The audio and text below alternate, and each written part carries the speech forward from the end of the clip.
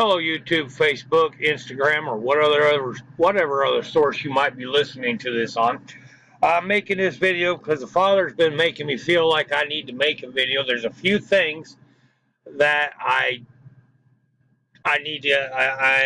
going to just cover a few topics tonight, and that I'm going to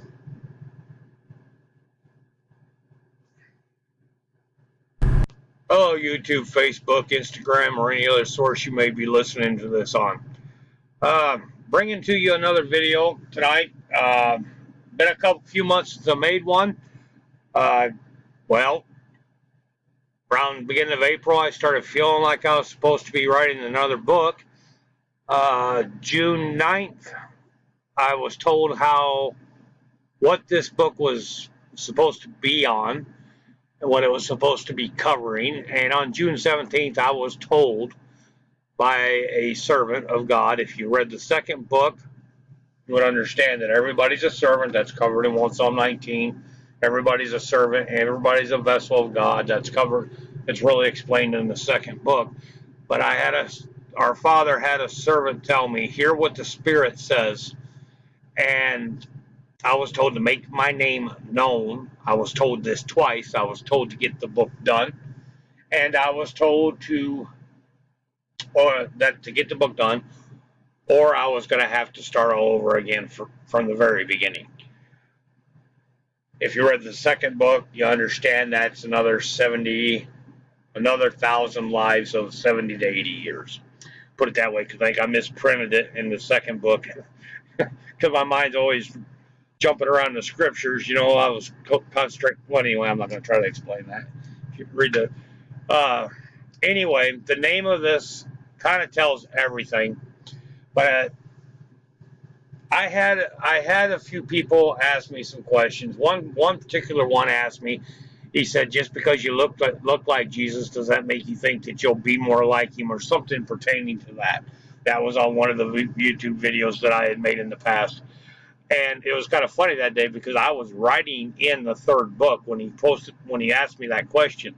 So I told him exactly what the Father had commanded me to do. He told me to make I told him I was writing another book. The name of it, Jesus Christ in the Flesh. Yes, you're speaking with him, or you're listening to him right now. I've been procrastinating on this video here for a couple weeks. I know about a week ago I did make one. I did let it sit for about 24 hours, then I deleted it because I don't think I covered in that video the topics that I needed to cover, because I think the Father's telling me, I want you to give 2 or 3 witnesses of hardcore biblical witnesses of who I am. And that's what I'm going to do tonight. If you bear with me and try to be patient through this video, we're going to be covering a few topics. And I know there are many that believe that Jesus Christ was here just 2,000 years ago. And as the Father had me show in the second book, it was more like 4.5 billion years ago that Jesus walked this earth. When Jesus said, "Are there not but 12 hours in the day?" How long is a day, folks? It's 24 hours. He said, "Are there not but 12 hours in a day?" If you do a Google search, you'll find out when the day was only 12 hours long. It was, if I remember correctly, there was a couple Google searches that I did, and I showed in the last book, but it showed 4.5 billion years ago. Now, when Jesus was saying this in the scriptures, Jesus said, "Are there not but 12 hours in the day?" Why would Jesus only be talking of a few days of the year that it's close to equal out 12 hours dark, 12 hours bright of light? He said 24 hours in a day. That means from morning to morning. If we're listening, hence the first name of the book of the first, the name of the first book our Father had me write. But okay, now we're going to get on to this because this is going to be a little bit of a lengthy video. Just from watching my videos, these ones I'm making now or the ones I've made in the past, If you just listen to my understanding of the scriptures, that's not taught in any man-made church.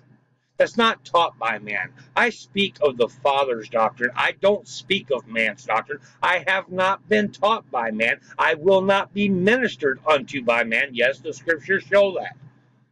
The Son of Man didn't come to be ministered to on by men. No, I'm not. Not one man has taught me anything that I know. I have a ninth grade education. Well, I got a GED, but I dropped out of high school in the 10th grade. Okay? I didn't even open up the Bible until I was 41 years old. That's explained why in the second book. I'm not going to sit here and try to explain all that tonight. But I am that foolish wheel. I got some other days I want to call myself, but I'm that foolishness of this world that our God, that our Father is using to bring down all these people that have just spent all their lives in the Bible, but they're seeking their own glorification. They're not trying to find out who the Father is and what He's about. Rest assured, if you read the books that our fathers had me write, I'll show you how deep His love goes in the Bible, from Genesis 1 to Revelation 22. It's not. He's never commanded us to kill animals. That's man's imagination. That's really laid out in the third book. Second book, yeah, we're counted as the beast and all that. All right, anyway, we need to get on with this because I can make this video 4 or 5 hours long if I don't get going. As I've said in other videos, I will start every video of mine out like this. Okay, John 4. I'll scroll up here so you can see that I'm showing that. John 4, verse 23 and 24. But the hour cometh, and now is, when the true worshipers shall worship the Father in spirit and in truth. For the Father seeketh such to worship Him. God is a spirit. Remember how I told you that servant said, or I might not have said it, but the servant said, hear what the Spirit says to you. I knew when she said that servant, I knew that was coming straight from God. And yes, I did talk to her about a week after that. She didn't even remember saying it. That's when God dwells in all men, dwells in everybody. Doesn't matter. That's really laid out in the second book. Okay, and no matter what you're doing, doesn't matter what race, what color, what nationality, what size or shape, what you've done, what you're doing, or what you will do, God still dwells in you, whether you like it or not. Even if you don't believe in God, God is in you. You can't help it. It's the way He made it. But anyway, that's explained in the third book too. Now to start over here. But the hour cometh, and now is, when the true worshiper shall worship the Father in spirit and in truth. For the Father seeketh such to worship Him. God is a spirit, and they that worship Him must worship Him in spirit and in truth. Now, remember, and I stress this out in the second and in the third book, God is a spirit, and those that are going to worship Him must. Must is an extremely strong word. That does not mean could, should, or we should think about it. We must worship Him in spirit. It's not carnal. It's not physical. It is all a spiritual thinking, because it's all through our conscience. Every bit of it, 100%, goes through our conscience. That's why we're told to be sober, sober-minded, or to think soberly 15 times in the New Testament alone, because it's all going through our conscience. It's how all this works. It's a spiritual working. All right, now there's a few things I wanted to point out tonight. But my computer, I have to tether this off my phone, so things always do kind of. Oh, let's see here. Where was it? Oh, Acts 13:41. Show you where I'm at. Acts 13:41, because I don't speak outside of the Bible. Everything I speak and teach comes straight from the Bible. And in the book, if it's something that isn't from the Bible, that I'm kind of thinking this is the way it is or something, I will let you know that. I will never say God told me this if I can't show it in the Bible. I won't do it. I'll say it's my own thinking, or maybe I shouldn't be saying this, or something like that, or not confirmed by our Father. Something in that matter. I will not, under any circumstances, say that God has shown me something outside of the Bible, because everything we need to know is in the Bible and only in the Bible. But anyway, Acts 13:41. Behold, ye despisers, and wonder and perish. For I work a work in your days, a work which ye shall in no wise believe, though a man declare it unto you. That's also in the Old Testament, but I'm not going to go through and show every little bit. It's covered in both second and the third books. In the first book, that was the milk. That was me. That was the first book that he had me write to just bring me into all this. but before he brought me into all this, I do know for a fact I had to believe that he's perfect, he's righteous, and he's justified in everything that he's done, and that he's doing, and ever will do. I believe that. I have believed that since the first time I've read the Bible back in when I was 41, 2011.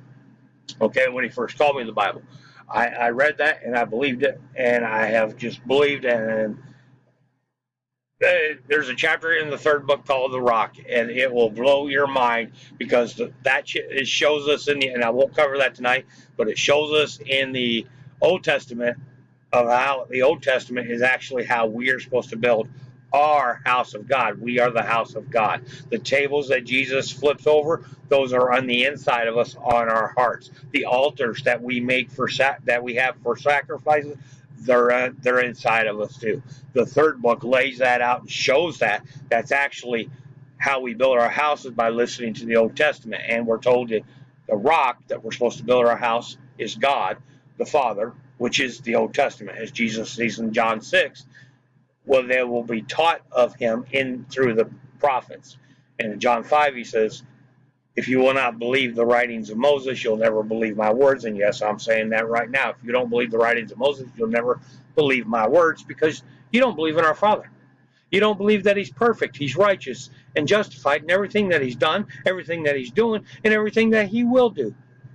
All right, anyway, I don't want to get on that anyway, but as I just said here in Acts 13:41, God is working at works that no man will believe. Let's see here. I got this in Luke 3. We need to look and see how old Jesus was when he was baptized. Oh, I had all these highlighted, but I moved things around, so I probably lost a highlight. Oh, right here. Verse 23. And Jesus began to be about 30 years of age, and was supposed the son of Joseph and the son of Eli. Now, this I want to do a little explaining on that. Remember that we're going to remember that Jesus was about 30 years old when he was baptized. Okay? And this is something I want to declare now. People think of the Bible as being past tense. Yeah, it's got some past tense, but they can't relate it with our lives today. Doesn't God know everything? Couldn't he have wrote this Bible, had men of this earth write this Bible thousands or millions of years ago, knowing exactly what would happen today? Yeah, he could. That's just a small, teeny bit of his power. I mean, my gosh. Anyway, let's see here. What was I?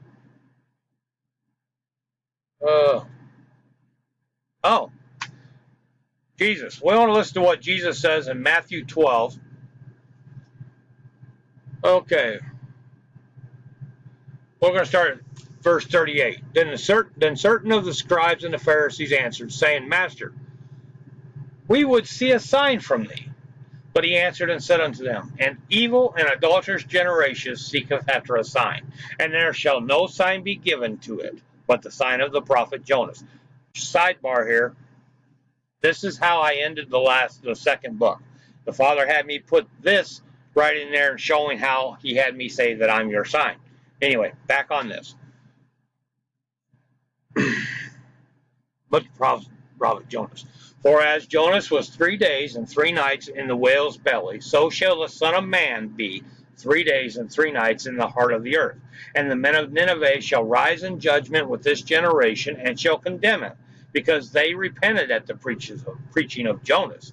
And behold, a greater than Jonas is here.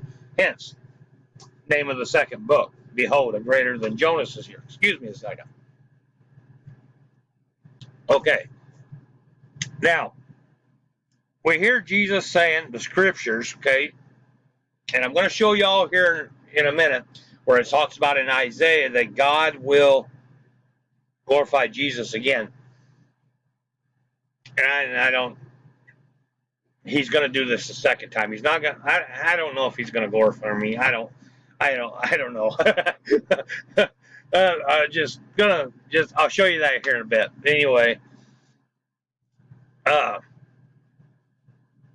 Jesus said, the Son of Man shall be in the belly of the earth for 3 days and 3 nights. Now, this is explained and laid out in the third book. There's a chapter, the first chapter of the book is called Believing. It's over 100 pages long. I don't got it on here. I'm not going to look at it. I don't have any copies of this book yet. I will show you pictures of all 3 books the Father had me write at the end of this video. Toward the end of this video, I shall say. But he said, the Son of Man shall be in the belly of the earth for 3 days and 3 nights. So let me explain this. All right. This is, in the second book, I covered it in March 8th, March 19th. Oh my gosh. Can't believe I just said that. March 8th and March 9th of 2016.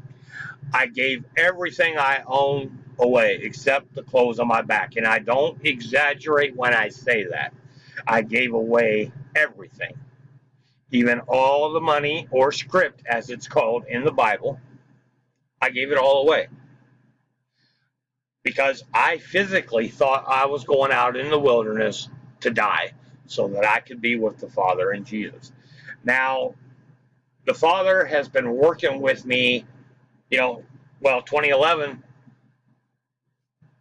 is when he first called me to the Bible.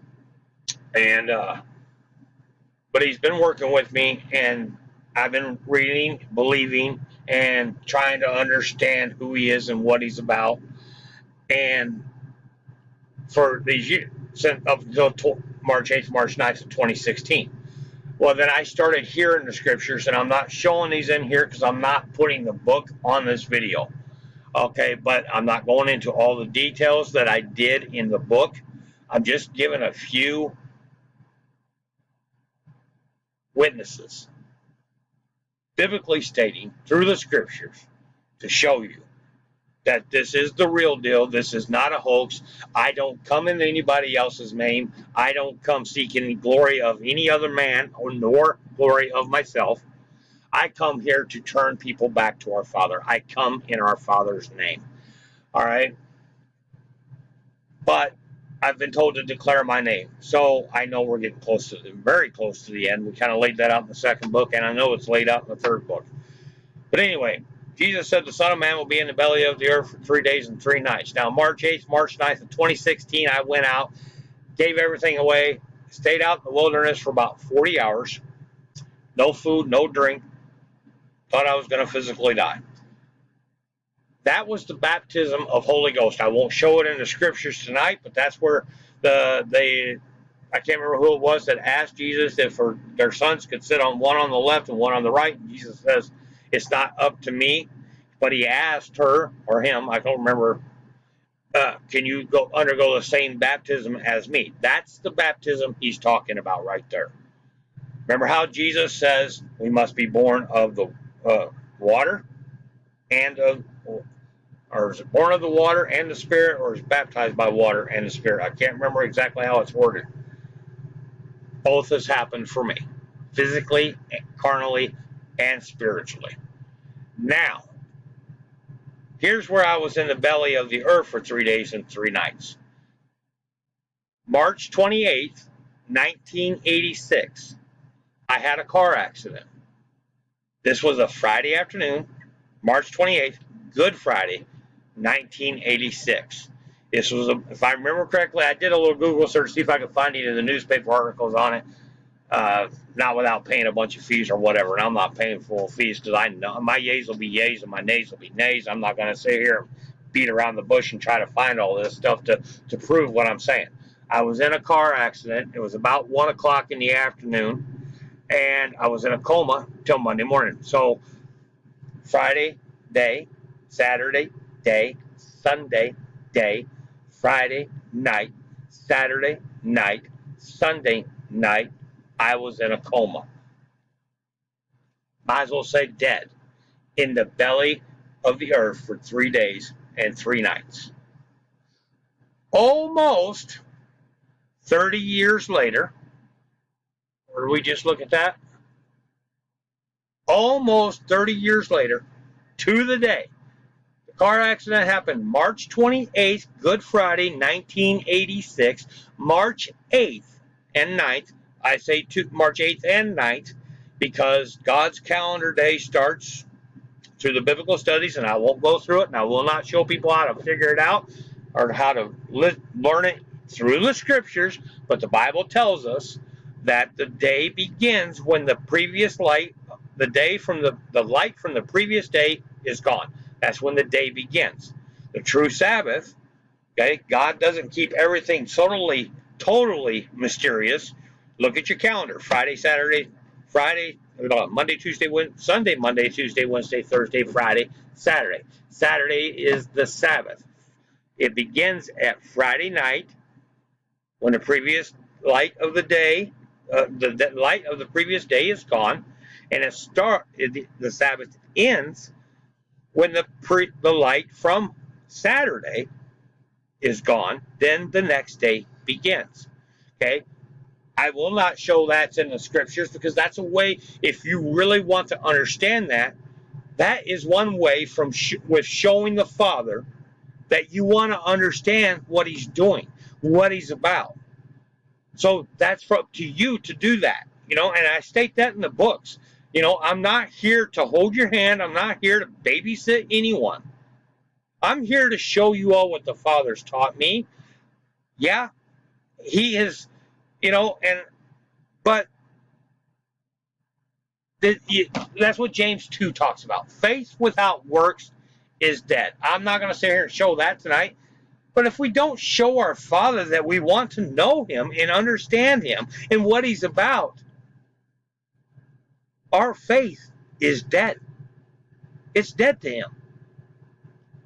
Where's the love for him? He's proven over and over and over, because every day you wake up, he's proven that he's loved you and has not taken you out of this life and condemned you to the lowest hell. Again, I'll say again, that's explained in the books. Okay, you're in a form of hell. That's really laid out in the second book, but you're not in the lowest form of hell. You clinged on to the Father somehow or another. That's how you got up here into the 1,000-year reign. We're not covering that tonight. That's laid out in the third book. We're in the 1,000-year reign. At the end of all things, I can't remember exactly what verse it is, but the end of all things is at hand. If the end of all things is at hand, that means the end of the 1,000-year reign also. The end of the world is at hand. It's all over. This is the 1,000-year reign. We're living in it. Our Father has so brilliantly hid this that he wouldn't let anybody know until it was the time of the end. That's why I'm here. And I'm not going to show it, but its scriptures teach us that Jesus appeared once in the end of the world. All right, now, back to what I was talking about. When I went out in the wilderness, I told you on March 28th, Good Friday of 1986, I had the car accident, was in the belly of the earth for 3 days and 3 nights. Almost 30 years later to the day, I was baptized with the Holy Ghost. Now, when I gave everything away, what I did, to explain how this worked, this is how the Father explained it to me on June 9th. As I'm driving north on Highway 63, in Missouri. Excuse me, I got a little dry mouth tonight. Anyway, I'm driving north on 63, and all of a sudden it just come out of my mouth. When David went out into the wilderness to willingly lay down his life, I gave everything away. I didn't want to live here anymore, and I didn't have any need to keep anything because I was going to be dead. What did I need it for? So David went out in the wilderness, willingly laid down his life. When he did this, the Spirit, remember, God is Spirit. Those that worship him must worship him in spirit. And I didn't point it up. But uh, the scriptures teach us, and I can't remember where, it says Jesus is in the image of the invisible God. Just Google that. You'll be able to find it real easy. I'm not going to do it because I don't want to make this video, we're already at 25 minutes. I don't want to make this video that long. You know what? Hold on. I'm going to pause it and I'm going to find it. Okay. Sorry about that. I'll come back to it. Colossians 1, 13 through 15. Who have delivered us from the power of darkness and have translated us into the kingdom of his dear Son, in whom we have redemption through his blood, even the forgiveness of his sins, who is the image of the invisible, the firstborn of, oh my gosh, who is the image of the invisible God, the firstborn of every creature. Excuse me. Anyway, when David went out and laid down his life willingly, thinking he was going to die, the spirit of the invisible Jesus took over his body. So, for as this one guy that asked me the question, do you think that you look, because you look like Jesus, does that make you more like him? Or do you think that'll make you more like him, or whatever it was? I looked like Jesus because the spirit of Jesus took over my body. David died March 8th, March 9th, 2016. He willingly laid down his life. And the spirit of the Son of God, Jesus Christ, took over his body. Now, we're going to go over a few other things. If you're still onto this, still watching this video, I hope you are, because this is not some imitation. This is not some fake. This is not some guy seeking glory, and I'm going to flat out make it known right now. I'm not God. I'm not the Father, and I suffer immensely. And there's days I hate the suffering that I go through, but I'm learning. I won't show that in the scriptures, or maybe I have later on. I don't know if it's in there or not, but I'm learning obedience. He's been teaching me all kinds of obedience, and I'm still learning obedience, but I'm learning it through the things that I suffer. I'm not learning it because I don't suffer. Anyway, I'm sorry. Oh, where was we? Jonas was in the belly of the earth. Okay, we already covered that. All right, what was I covering now? Oh, all right. Here's something that the third book really starts showing, and then we started introducing it in the second book toward the end, I believe, about how spirits and so forth have dominion over our bodies. The kings of the Old Testament, the spirits, the spirit of God, the spirit of Jesus, the spirit of the kings, the spirit of the angels, the spirit of the saints, the spirit of Satan have dominion over our body, over our bodies, put it that way. All right, even the king of Egypt. So I wanted to cover a couple things about the king of Egypt and what Egypt is, because in the third book I show everyone in the chapter believing that I watched the Father part the waters all the time. And I'm not kidding. I do. You ever heard the expression sea of people? Yeah, people are water, people are seas. This is explained a little bit in the third book, maybe even a little bit in the second book, uh, and so forth. But I wanted to show how Egypt is a king, and Egypt is a he, and Egypt is a spiritual water, and then it covers the earth. Anyway, Isaiah 19:3, and the spirit of Egypt shall fail in the midst thereof, and I will destroy the curse thereof, and they shall seek the idols, and to the charmers, and to them that have familiar spirits, and to wizards.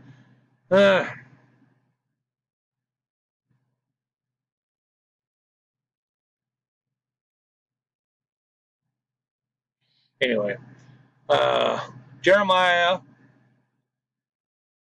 let's go to Jeremiah 46. I think it was verse 8. Here we go.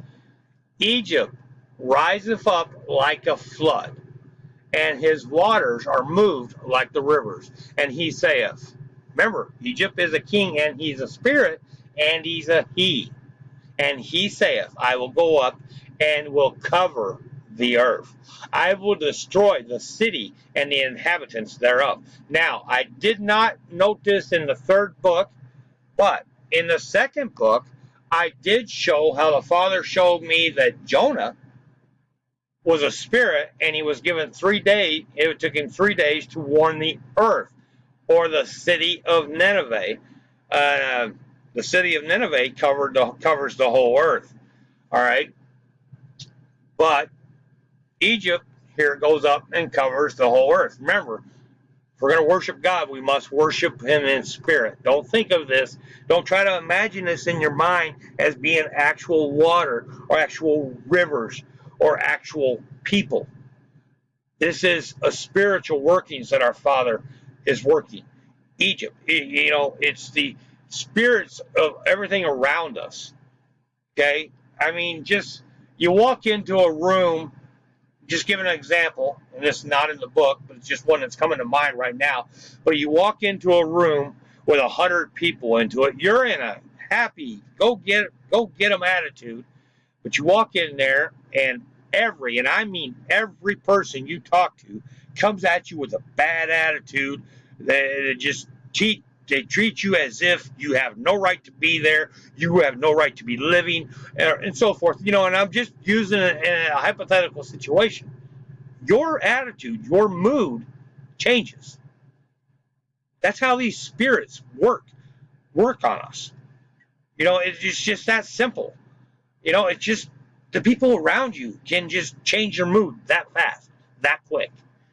Well, anyway, Egypt riseth up like a flood, and his waters are moved like the rivers. And he saith, I will cover the earth, and I will destroy the city and the inhabitants thereof. Okay, he's talking about everybody on the planet. That's what we're being told right here. Egypt riseth up like a flood. Now, here's what I wanted to show you on that. This puts a whole different meaning as to it should be just as in the days of Noah. Now, including myself, up until about 6 months ago, I always thought the days of Noah meant, well, it's just, people are just going to be carrying on and there's going to be no difference in the world. This makes a completely different meaning to it'll be just like the days of Noah. As I just explained to you, Egypt riseth up like a flood and covers the whole earth. Remember when Jesus said to let the dead bury the dead? And I pointed out in the first book, and I think I pointed it out in the second book, and I don't know if I pointed that verse out in the third book, because I was more concentrating on showing how the water covers the whole earth, and I might have. But anyway, what happens if a body's fully engulfed in water? It's drowned. You're dead. Well, how can the dead actually bury the dead? The dead can't bury the dead. If you're physically dead, you ain't doing nothing. Let the dead bury the dead. This world is covered with a spiritual water, Egypt. So I wanted to read this right here in Luke. When Jesus is talking about the days of Noah, it'll be like the days of Noah. Because there's a catch to this too. All right, let's see here.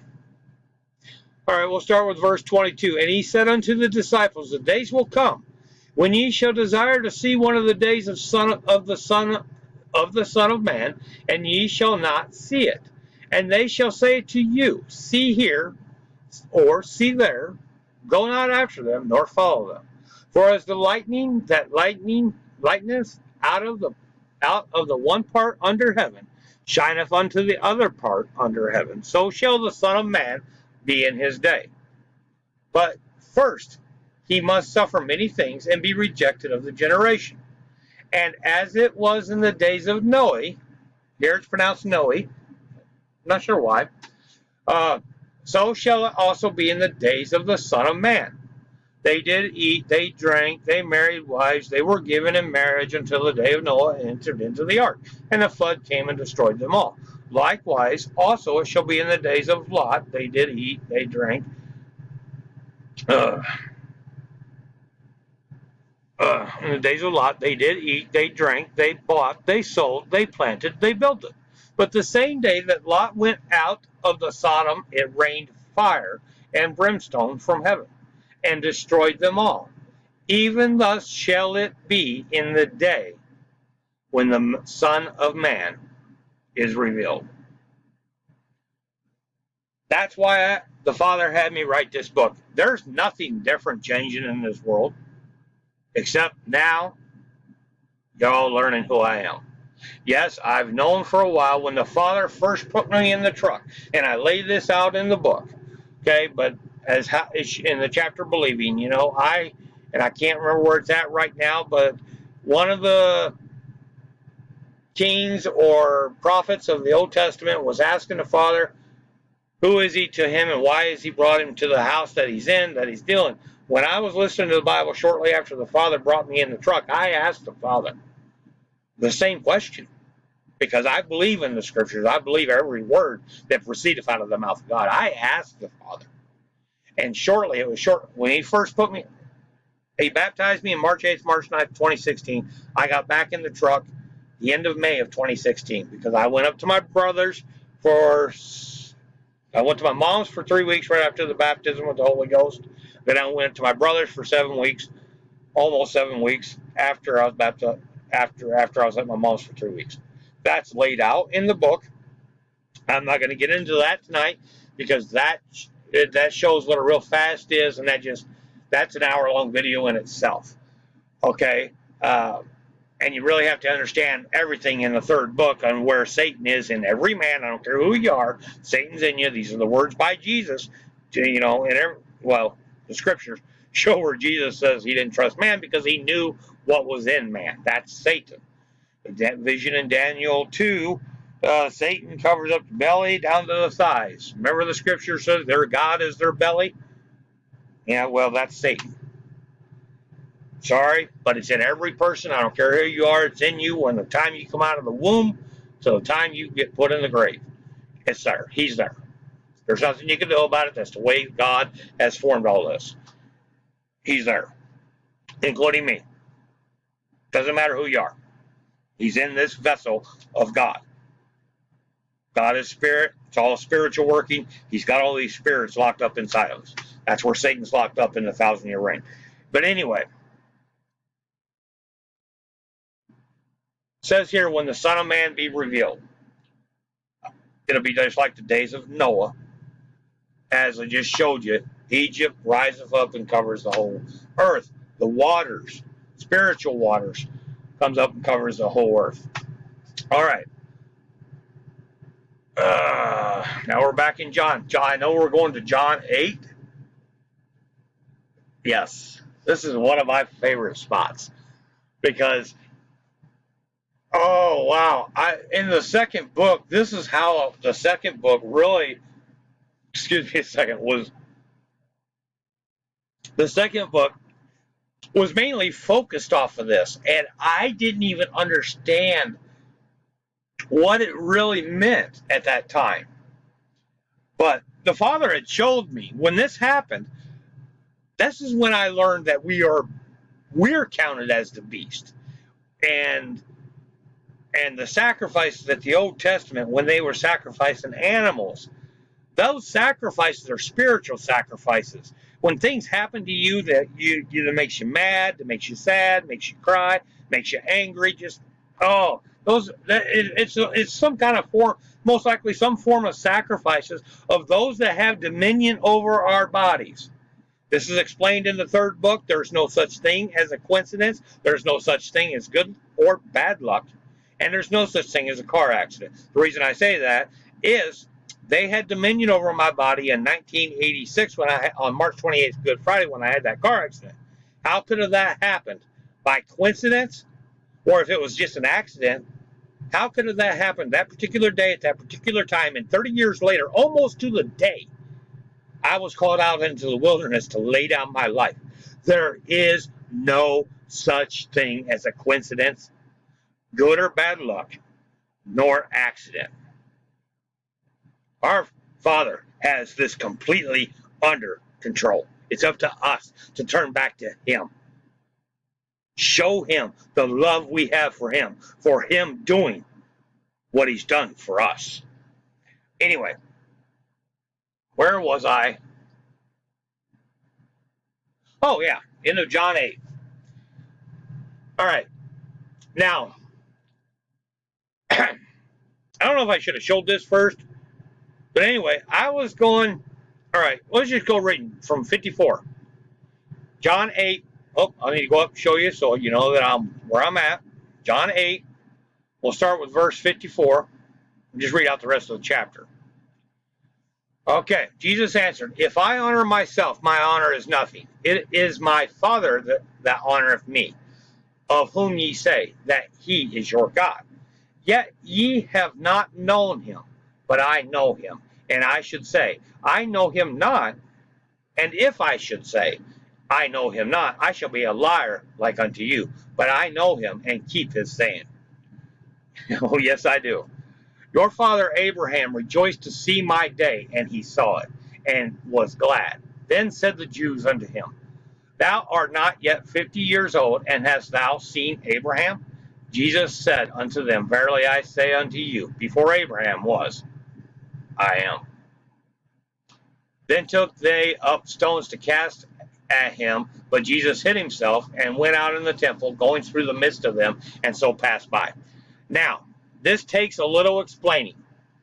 And right here, I want to show you 2 Thessalonians. My oldest son, I have 4 sons. 3 sons that don't want anything to do with me. We're not going to get into all what that is, and I haven't seen them since the last time I tried to see them, and their mother wouldn't let me. My oldest boy with her was 8 or 9 years old. It's been a really long time. I was in my 30s, I know that. So anyway, let's put it this way. Listen, my oldest son, at this time, and this was shortly after the father put me in the truck, my son did not want to work. And he wanted to play video games, he wanted to goof off all the time, and did not want to work, and expected everyone else to just keep handing things over for him and his woman, and I'll say it, his wife. They're not married by man's terms, but they're married by God's terms. That's really laid out in the 2nd book and a little bit touched on in the 3rd book, I believe. Okay, but they're married by God's definition of a marriage. Nowhere in the Bible does it tell us to go make a marriage legal. It doesn't tell us to go to a judge, priest, pastor, courthouse, or any of that other documentation to make a marriage legal. Sex, an agreeable sexual relationship between 2 partners is marriage. Okay, I'm not showing all this biblically found, but I'll show it right now. I will tell you right now. It says the scriptures teach us if a man lays down with a harlot, they become one flesh. Now, in the beginning of the Bible, God said man and woman twain together. They leave mother and father, they twain together and become one flesh. The same rules that is for them to become married is the same rules if a man lays down with a harlot. If a man lays down with a harlot, it is an agreeable transaction made between them two to have sex. They are now married in our Father's eyes, and they will be joined together as one flesh once they both die and are up in heaven. That's really explained in the 2nd book big time, because my granddaughter is my mom and dad as one flesh. We're not going to get into that right now. As I said, the Father's been, I haven't said it in this video, but the Father's been teaching me the Bible one-on-one, hands-on training now for quite some time. So anyway, I always remember my son would not work. He did not work. Did not want to work, expected everyone to do. So I cut him off financially. Now that wasn't all that bad. He was living with him and his woman had an apartment, and they had other relatives around. But DJ was always calling me, asking me for money, and I just stopped. I wouldn't. And you could ask him today about that time in his life, and he'll tell you I wouldn't even give him money for a pack of gum, because I believe the scriptures. And I kept having this on my mind. Let's see here. Where's it at here? Okay, we are in 2 Thessalonians chapter 3, and we're going to start verse 6. Now we command you, brethren, in the name of our Lord Jesus Christ, that ye withdraw yourselves from every brother that walketh disorderly, and not after the tradition which he received of us. For yourselves know how ye ought to follow us, for we behaved not ourselves disorderly among you, neither did eat any man's bread for naught, but wrought with labor and travail day and night, that we might be chargeable to any of you. Not because we have, am I in the right? Yeah. Not because we have not power, but to make ourselves an ensample unto you to follow us. For even when we were with you, this we command you, that if any would not work, neither should he eat. For we hear that there are some which walk among you disorderly, working not at all, but are busybodies. Now them that are such we command and exhort by the Lord Jesus Christ, that with quietness they work and eat their own bread. But ye, brethren, be not weary of well doing. Now, I couldn't get these scriptures out of my mind. I wouldn't give my son no money. I don't care. I would not do it. I wouldn't give him money because our Father is my boss, and that's who I try to please. That's who I hearken to. I don't hearken to man. I don't care how bad it hurts your feelings. I won't respect you. I won't show you no favoritism. Just the same as our Father won't respect you. He won't show you no favoritism. All right? I wouldn't give him any money under no circumstances. And it was a Sunday afternoon, if I remember correctly. My son calls me up and he says, Dad, I got a job. Because I kept telling him, get a job and I'll help you out, DJ. Because they had their car was really junky. You know, it wasn't very safe to move a family in. I believe at that time they only had one child. They got two now. But anyway, that car wasn't very safe for them to move around the family, and breaking down a lot and so forth. And well, now he called me up and he said, Dad, I think it was Carl Health they called him, was putting him to work. And they interviewed him, and he was starting or going in for the orientation Monday. And I'm like, all right, I know I can help him out now. Now, here's the catch. Here's the catch. Okay? My brother, Lloyd, maybe I shouldn't mention names, I don't know. Anyway, called me from Denver, Colorado. Excuse me a second.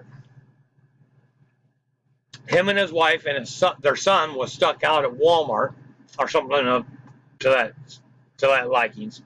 And he called me up and he said, David, can you send me $100? He said, we've got food and everything, but we ain't got money for something hot. And our son wants something hot. Their son's name is Noah, by the way. and everything the father had been teaching me, he says, you help people out that need it, not people that want it. If they've, and that's the way I took it.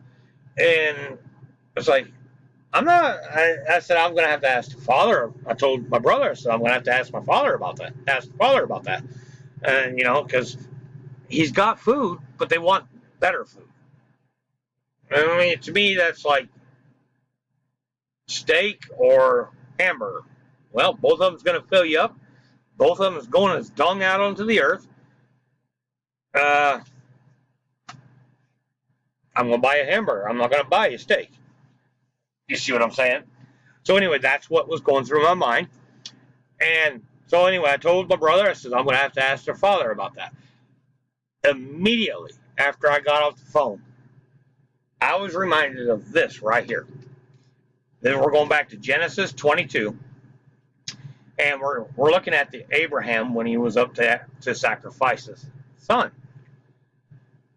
All right, we're going to start here. You know what? Bear with me. I'm not that great at reading, as you all can tell. But bear with me because we're going to read quite a bit of this. And it came to pass after these things, we're starting at the beginning, and it came to pass after these things that God did tempt Abraham and said unto him, Abraham. And he said, Behold, here I am. And he said, Take now thy son, thine only son Isaac, whom thou lovest, and gave thee into the land of Moriah, and offer him there for a burnt offering upon one of the mountains which I tell thee of. And Abraham rose up early in the morning and saddled his ass and took two of his men with him and Isaac his son and clave to the wood and the burnt offering and rose up and went out unto a place which God hath told him. Then on the third day Abraham lifted up his eyes and saw the place afar off. And Abraham said unto his young men, Abide ye here with the ass, and I and the lad will go yonder and worship and come again to you. And Abraham took the wood and the burnt offering and laid it upon Isaac his son, and he took the fire in his hand and a knife, and they went both of them together. And Isaac spake unto Abraham his father and said, My father. And he said, Here am I, my son. And he said, Behold, the fire and the wood, but where is the lamb for the burnt offering? And Abraham said, My son, God will provide himself a lamb for a burnt offering. So they went both of them together. And they came to the place which God had told of. And Abraham built an altar there and laid the wood in order and bound Isaac his son and laid him on the altar upon the wood. And Abraham stretched forth his hand and took the knife to slay his son. And the angel of the Lord called unto him out of heaven, and said, Abraham, Abraham. And he said, Here am I. And he said, Lay not thine hand upon thy lad, neither do thou anything unto him. For now I know thou fearest God. See, thou hast not withheld thy son, thine only son, from me. And Abraham lifted up his eyes, and looked, and behold, behind him a ram caught in a thicket by his horns. And Abraham went and took the ram and offered him up for a burnt offering instead of his son. Sorry about that, folks. Now, I want to go back to John 8. Then said the Jews unto him, Thou art not yet 50 years old, and hast thou seen Abraham? Yes, I have. Yes, I have. So yes, before Abraham, I am. All right. Sorry about that, folks. I get a little touchy on this stuff. Well, he's just there. Right? Yep. All right.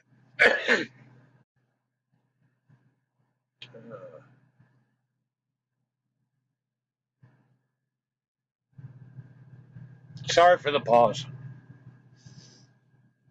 Just kind of took me back. But anyway, what is it explaining there? Ram. The ram. My brother was the ram with his horn stuck in the thickets of the bushes. My son, I cut him off. I wouldn't help him out. And then my very next load got me to where he was living. And I went right away and helped him purchase a car. I didn't pay it off because my way of thinking at that time was if I pay the whole car off, then he doesn't have a reason to work. Now keep working. So I was thinking, all right, pay half the car off, give him some small payments, so that way he has a reason to keep working. That was my thinking. I don't know if it was right or wrong, but I helped them purchase a car, a safe car that they can move their whole family in. I wasn't sacrificing my son no more, but my brother was the ram that was stuck in the bushes. So yeah, I've seen Abraham. I'm 49. If we do the math trick, and I did it in the book, all right, I'm 49 years old right now. I was born in 97, accident when I was 16, March 28th, Good Friday, 1986. 30 years later, so at 86, I was born, or 16. In 2016, I was almost 30 years old when I was baptized, or 46, because I was 16, and yeah, I was 16 when I had the car accident. I was 46 when I was baptized with the Holy Ghost, 2016. So now I'm 49 or 33. because it was just over 3 years ago when I was baptized with the Holy Ghost. Anyway, that wasn't part of being in the video tonight. I think I was looking for I think this is Isaiah 27:11. Now, like I mentioned earlier, I think I did anyway, you can kind of tell of my in-depth understanding of the scriptures, of how I see a completely different outlook, and I have a completely different outlook on the scriptures than anyone that teaches in the man-made churches, because they seek their own glory. The Father's the one that's been teaching me. I seek the glory of our glorification, and I try to get, all I want is people to turn back to the Father. I don't want you to turn to me. Turn to the Father. The Father is the ultimate teacher. You can watch any of my videos and tell that I'm not a very good teacher. He's the ultimate teacher, not me. Anyway, Isaiah 11 there. I know there's a lot of people that think that they're doing right in this world. They don't have to worry about paying attention to the Bible. Well, yeah, you do. I don't care who you are. You may think of yourself being righteous. Only our Father knows.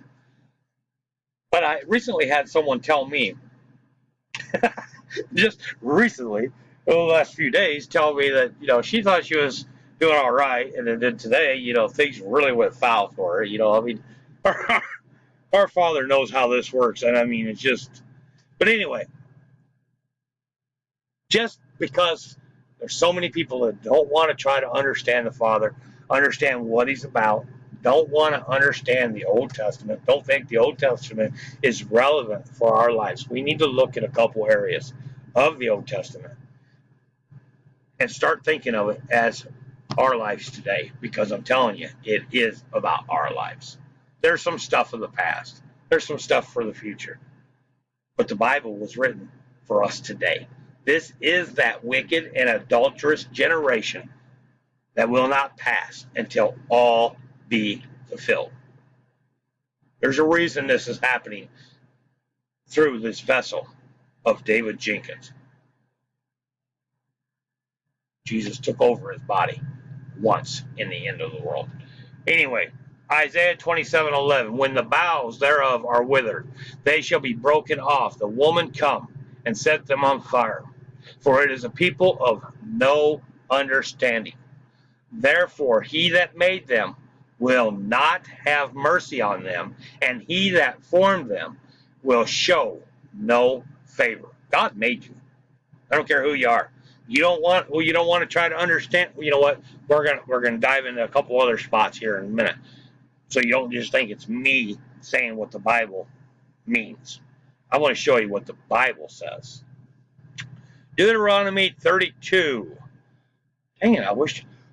What happened to my highlights? We're gonna start at verse. I think was it 18 maybe. Yeah, 18, I think it was 18 through 28.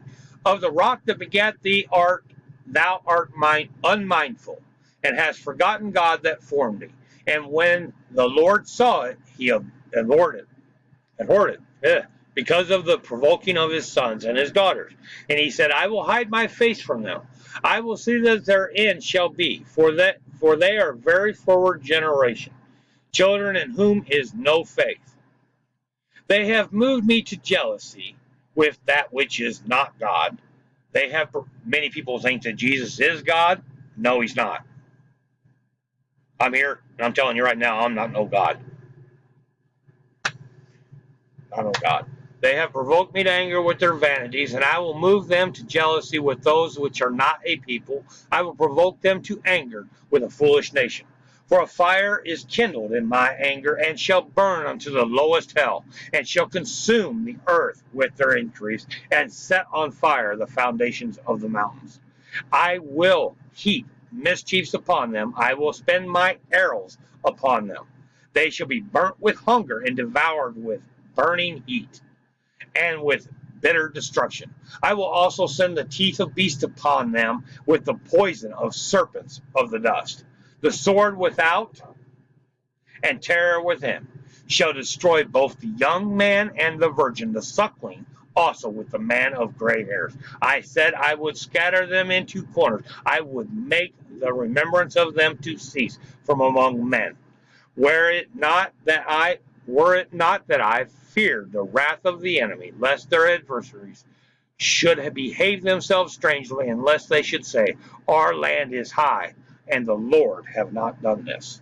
For they are a nation void of counsel, neither is there any understanding in them. Oh, that they were wise, that they understood this, that they would consider their latter end. How should one chase 1,000 and put 10,000 to flight, except their rock had sold them, and the Lord had shut them up? For their rock is not as our rock, even our enemies themselves being judges. God of the Old Testament is the rock that we're supposed to build our house on. He will sell you to other spirits. And I had one more little verse on this I wanted to show. And there was Ezekiel 9, I think it was.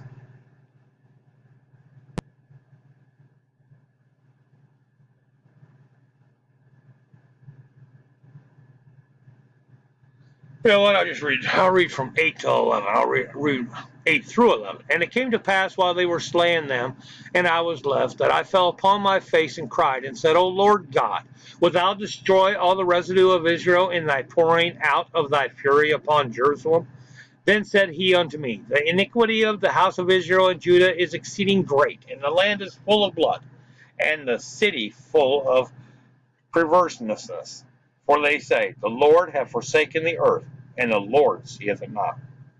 And as for me also, mine eyes shall not spare, neither will I have pity, but I will recompense their ways upon their head. And behold, the man clothed with linen, which had the inkhorn by his side, reported the matter, saying, I have done, thou hast commanded me. These 3 books, yep, the Father commanded me to write them, and they are written.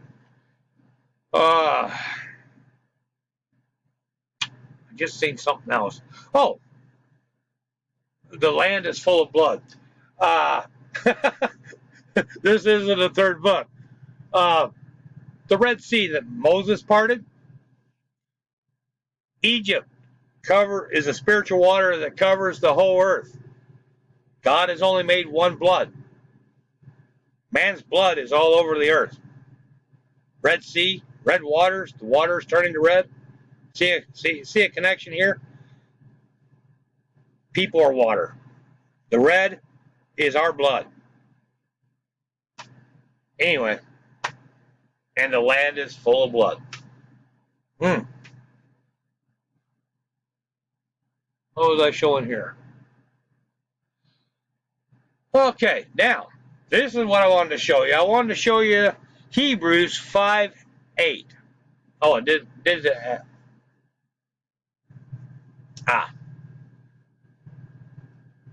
8 and 9. Though he were a son, Hebrews, by the way, I just go back up here so you can see where I'm at. Hebrews 8 and 9. Hebrews, though he were a son, yet learned he obedience by the things which he suffered. I did have it in here about me suffering.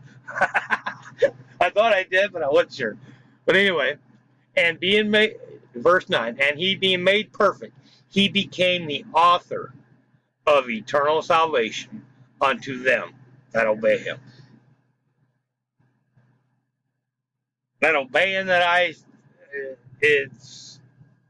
I'm not going to sit here and tell people you got to do this. I'm going to tell you turn back to the Father. I'm going to say you got to ask the Father. You got to show the Father you want His instructions. Because anyway, and being made perfect, He became the author of our eternal salvation. Here's why I wanted to show this verse. I've got 3 books the Father has had me write. And we read earlier that the Son of Man must be rejected. The first 2 books haven't been read. That's because I had to be rejected. And yeah, I've been rejected because, I don't even think I've sold 30 copies between the two books that I've sold. That Father's had me write. This is the first book that he had me write. Father, forgive us, we haven't been listening. For sale on Amazon, Barnes and Nobles, and Zulon Publishers is the publishers. And anyway, we'll go on. Then we got the second book, and Amazon right now has a special going on. The way the publisher talks about it is that they bought a bunch of books and they're just trying to sell them now. But behold, a greater than Jonas is here. This is the second book that our Father had me write. Then the third book that our Father had me write. Jesus Christ in the flesh. Yep, I'm here today in the flesh. Jesus Christ, the author of your salvation, or of our salvation. 3 books that put the Bible into a layman, or I don't know if I'm saying that the right way, but in a lame way to understand. I don't use big, complicated words, and I don't use twist and turn sentences because I've only got a 9th grade education. So I come at you, the books that the Father has me write are easily understood. They're not complicated. Yes, I use Bible verses or Bible chapters, and I will repeat those, but then I'll give a little definition or my understanding of those, and I will show you how the Old Testament connects with the New Testament connects with the Old Testament, and you don't understand the Old Testament if you don't understand the New Testament, and you can't understand the New Testament if you don't understand the Old Testament, and I'll show you how they both intertwine with each other so nicely. That's what I do. And I make it so easy to understand because, frankly, I don't know a hard way to put it because I don't have that kind of education. Everything that has happened in my life has made me the man I am today so that our Father could use this foolish old man to explain the Bible in easy, simple terms. That's what it's all about. All right. Okay, there was a couple more things we wanted to cover over. That's the 3 books that the Father has had me write. I do not know if there will be a 4th. I don't know. That's up to the Father. It's not up to me. Now, I want to show you something here in Isaiah.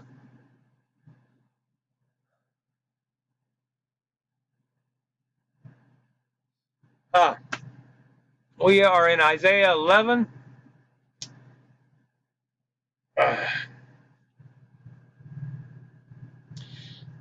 Isaiah 11:10. And in that day there shall be a root of Jesse, which shall stand for an ensign of the people.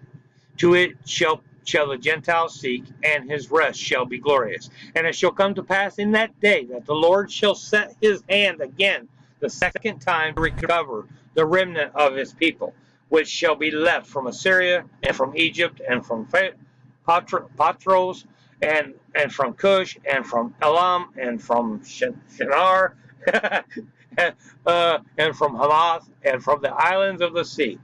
And he shall set up an ensign for the nations, and shall assemble the outcast of Israel, and gather together the dispersed of Judah from the corners of the earth. The envy also of Ephraim shall depart, and the adversaries of Judah shall be cut off. Ephraim shall not envy Judah, and Judah shall not vex Ephraim. Now, point I wanted to point out this right here. And it shall come to pass in that day that the Lord shall set his hand again the second time to recover the remnant of Israel. The reason I bring this up the second time, and this is in the 3rd book, the second time. The first time Jesus was here, that was when the first time that the remnant of his people was saved. This is the second time to recover the remnant of his people, that Jesus is here. Now that's also spoken about in John 17. I'm just going off memory. That's where Jesus is praying to the Father, and God says, I will glorify you again. I believe it is. It's happened before and it's happened again. Ecclesiastes 1, nothing new under the sun. See how my mind works? I'm constantly bouncing all over the Bible. It doesn't matter what I'm doing, no matter what time of the day it is. I'm always thinking of the scriptures. I love it. Sometimes I don't. Sometimes I get aggravated. But because even there's days I get irritated and I want to just like, no, I don't want to think about it no more. I can't shut it off. It will not shut off. I've listened to the Bible from front to back. I've read it 2 times front to back, and I've listened to it well over 20 times front to back.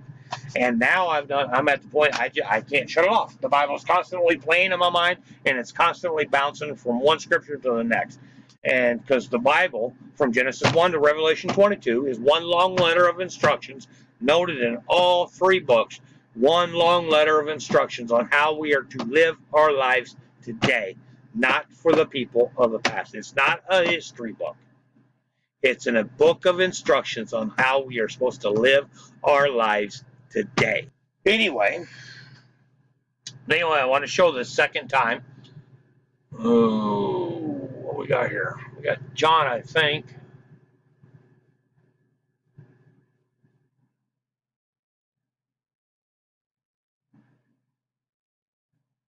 John 6. Oh, I know what I want to show. 6:27.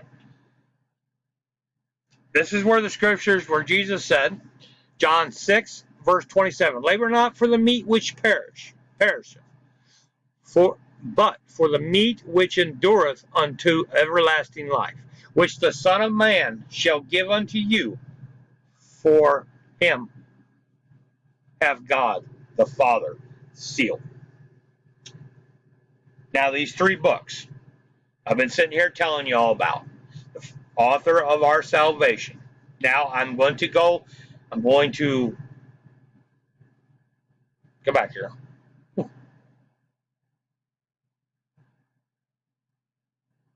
Well,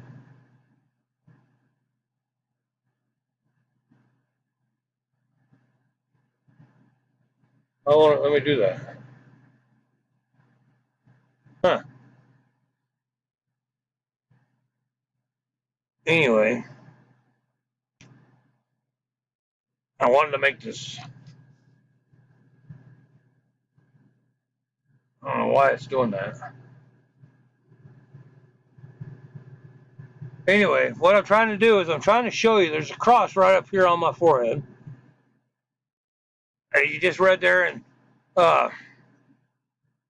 John 6, verse 27. Labor not for the meat which perisheth, but for the meat which endureth unto everlasting life, which the Son of Man shall give unto you, for him hath God the Father sealed. There's a cross up here on my forehead. And I can't make that thing bigger tonight. I don't know why.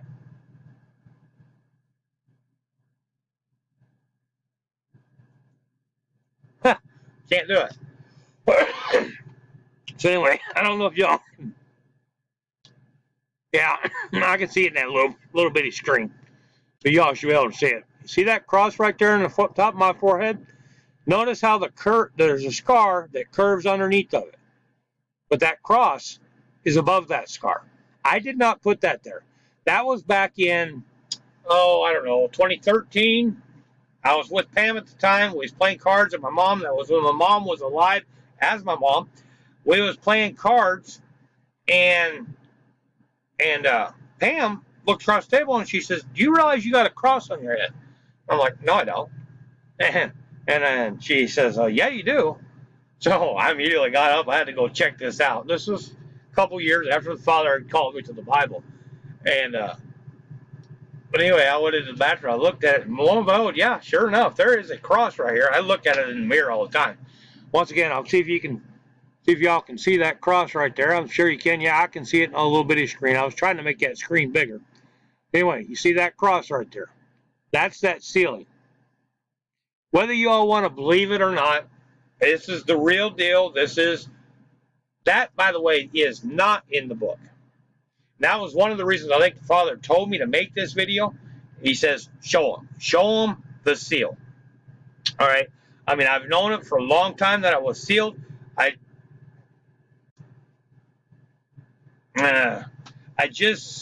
didn't put it in the book because I didn't want people to feel intimidated. I don't want people to think I am saying you better do this or else, because I'm not. It's your choice. As I've explained here a little bit ago, I will not hold your hand. I will not babysit you. I will not sit here and try to convince you to believe. Because as John 3:16 says, God sent his only begotten Son into the world, and whoever shall believe. You know what? I'll just pull it up. It won't take but just a quick second. I know that. Bo, bo, bo, bo, bo, bo, bo, bo.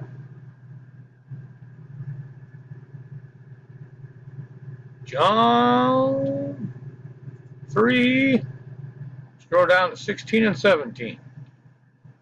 For God so loved the world that he gave his only begotten Son, that whosoever believeth in him should not perish but have everlasting life. For God sent not his Son into the world to condemn the world, but that the world through him might be saved. He that believeth on him is not condemned, but he that believeth not is condemned already, because he have not believed the name of the only begotten Son of God. Like I told you, it's not up for me to make you believe. I'm not going to hold your hand. I'm not going to babysit you, and I'm not going to try to twist your arm, try to get you to believe. It's up to you. You either believe or you don't. I'll love you the same, and I'll treat you the same as everybody else, the same way our Father does, because we are one. There was one more spot I wanted to cover in here, and let me see where it was. Oh, that's that Colossians. Okay, I guess I didn't. We already covered that because I brought that up and showed you that Jesus is in this image of the invisible God. All right. Anyway, we went a little over an hour tonight. As I said in the other videos, all of my videos will most likely be an hour long, because you can't explain anything in the Bible with a 10, 15-minute video. And if you don't got the patience to try to sit through it and listen to it, this is what I ask. Try to understand what I'm saying, because I've took it upon myself to read the Bible front to back twice, and I've listened to it well over 20 times, front to back, from Genesis 1 to Revelation 22, so that I could bring it to you all in an easy way form, however you want to say it, to understand. That's all there is to it. I'm not nobody special, and I don't want to be treated special. All I ask is that you turn back to our Father with your conscience, and let everyone around you watch how things change within you. All right? So anyway, Father told me to, I think Father's been telling me to make this video. This is the second time. I don't think I'll be deleting this one. I think I got covered what he wanted me to cover tonight. He got some pretty solid evidences, or witnesses, if you will, of who I am. Your choice, not mine. I'll continue going down the path I'm going, for the Father is the one I seek, no one else. Thank you.